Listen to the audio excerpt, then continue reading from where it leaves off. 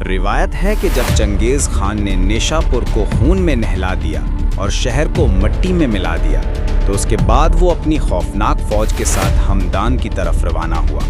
ہمدان کے لوگ ڈر کے مارے لرز رہے تھے، ہر چہرے پر خوف اور ہر دل میں موت کا اندیشہ چھایا ہوا تھا۔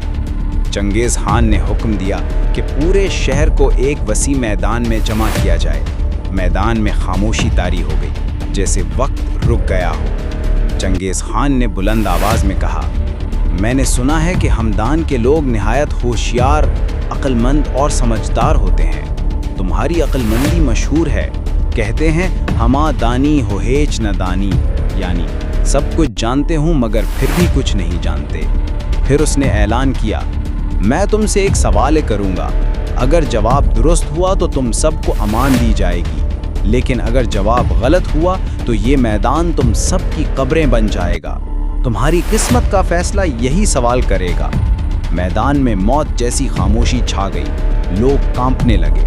چنگیز خان نے نظریں گھمائیں، پھر گرج کر پوچھا، کیا میں خدا کی طرف سے آیا ہوں یا اپنی مرضی سے؟ کسی کے پاس ہمت نہ تھی جواب دینے کی۔ علماء، دانشور اور بزرگ سر جوڑ کر بیٹھ گئے۔ یہ سوال صرف ایک دلیل نہیں تھا، بلکہ پورے شہر کی زندگی اور موت کا سوال تھا۔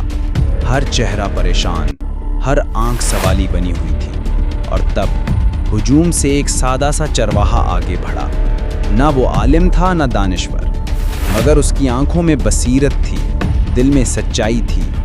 چنگیز خان نے اسے دیکھا اور کہا، اگر میں جواب سنوں گا تو تجھ سے سنوں گا۔ چرواہے نے بے خوفی سے چنگیز کی آنکھوں میں دیکھا اور کہا، نہ تم خدا کی طرف سے آئے ہو نہ تم اپنی مرضی سے آئے ہو، تمہیں تو ہمارے اعمال نے یہاں پہنچایا ہے۔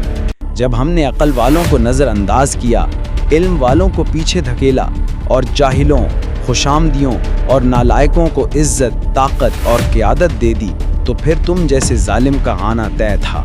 تم ہماری نادانی، ناانصافی، خواب غفلت اور بصیرت سے خالی قیادت کا نتیجہ ہو۔ میدان میں گہری خاموشی چھا گئی۔ چنگیز خان ساکت ہو گیا، شاید یہ سچائی اس کے دل تک اتر گئی تھی، اور پھر اس نے سب کو چھوڑ دیا، کسی کا خون نہ بہایا۔ ایسے چنگیز جیسے فتنے آسمان سے نہیں اترتے، یہ قوموں کی اپنی کوتاہیوں اور بے بصیرتی کا نتیجہ ہوتے ہیں۔